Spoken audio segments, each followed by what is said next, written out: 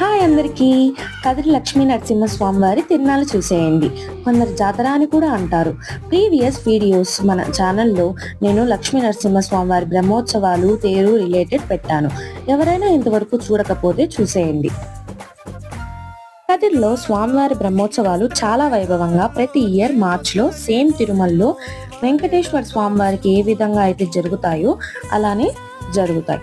ఆ టైంలో కదిరికి భక్తులు వేలల్లో వస్తారు. కదిరి కుంకుమ కూడా చాలా ప్యూర్ అండ్ ప్రీషియస్. కదిరికి వచ్చేవారు స్వామివారిని ఏ విధంగా అయితే దర్శించుకుంటారో అలానే కుంకుమ తీసుకోవడం కూడా మిస్ అవ్వరు.